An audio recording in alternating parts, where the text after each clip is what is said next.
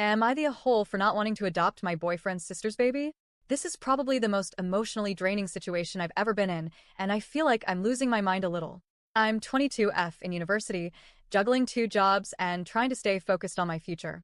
My boyfriend, Theo, 22M, and I have been together for 2 years now. We live together in a tiny apartment near our campus.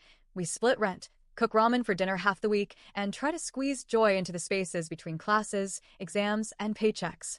It's a struggle, but we're doing it together, and we have big dreams. But those dreams are currently being overshadowed by a storm we didn't see coming, one we didn't cause but are being guilted into cleaning up. Theo's family situation has always been complicated. He and his siblings were raised by their grandparents because their actual parents were never really in the picture. There's a lot of trauma, dysfunction, and heartbreak wrapped up in that household. It's not just about poverty or bad luck. There's a pattern of generational neglect and impulsiveness, and now it's repeating itself again in the form of Theo's younger sister, Eve, 18F. Eve has always been difficult to be around, and I say that with as much empathy as I can muster. She's been through a lot, I know that. But she's also someone who lashes out, manipulates, demands, and refuses to take accountability for anything. She dropped out of community college after barely scraping through high school, has never had a job, and spends her days locked in her room smoking weed. She yells at her grandparents, blames everyone else for her problems, and leans on Theo constantly for money, to fund her vices, not her survival. I've kept my distance for the most part. I've always had this sinking feeling that something chaotic would eventually erupt from her world into ours. And, well, here it is. A few weeks ago, Eve called us out of the blue. She was laughing. Actually laughing. She said, "So? I'm like pregnant." And no, I'm not joking. My stomach immediately dropped. I thought it was a prank at first. Theo's face went ghost white. I could tell he wanted to scream before she even finished the sentence. And then he did. He exploded. "How could you be so stupid?" he shouted. "There's birth control at literally every chemist. You couldn't even use a rubber? Who's the dad? You think grandma and grandpa can raise another baby? They couldn't even take care of us." He was pacing the room, red in the face, pulling at his hair. I'd never seen him like that before. Eve just laughed again. And then she said it. She said, "I was hoping you two could take the baby. You know, keep it in the family." I froze. I turned to Theo. His eyes locked with mine, wide with disbelief. Was this really happening? We both stammered. "No. Absolutely not. No way." She kept pushing. "You're almost done with uni anyway. You have a dog. What's a baby compared to that? You actually have money. We do not have money. We barely have time to sleep, let alone raise a child." Then she turned defensive, angry, hysterical. "You're asking me to abort my baby. How dare you? You don't even like me. You probably hate this baby already. You don't love your own niece or nephew." I lost it.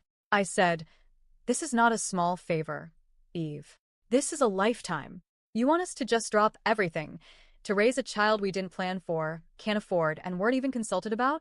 Are you kidding me?" She screamed louder. "You're trying to make me kill my baby. I'm telling Grandma." Next thing we know, her grandmother is on the phone. "Theo, my name, you know our beliefs. We can't ask her to do that. But the Lord knows Eve can't take care of a baby, and we're too old. Which leaves, well, you." Leaves us? We were stunned. It was like everyone had just decided this was our responsibility now. That we were the default solution to someone else's reckless choices. Theo finally spoke. "Granny, I love you, but this is Eve's mess to clean up. OP and I have goals. We can't afford a baby. We didn't choose this." Eve grabbed the phone again and let loose on both of us. "You disgusting twats. You're calling my baby a mistake. You're vile." I said, "You know what's vile, Eve? That you expect us to raise your child while you do nothing. You party, you smoke, you sleep around, and when the consequences hit, you dump them on us like trash." Then she snapped. "Easy for you to say. You have parents." I felt my blood boil. Exactly. And they would never let me raise someone else's child at my age. We made good choices. We took precautions. This is your responsibility, not ours.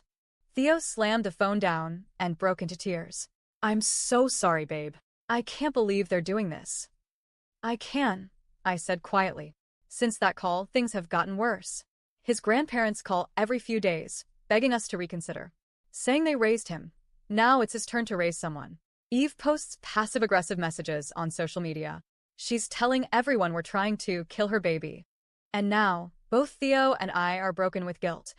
Not for saying no, but for how much pressure and chaos is swirling around us for a decision that was never ours to begin with. There are moments where I imagine life if we said yes. I picture sleepless nights, dropped classes, daycare bills we can't afford. I picture Theo resenting his family more, and maybe me too. I picture a child growing up with two exhausted, reluctant parents who didn't choose them.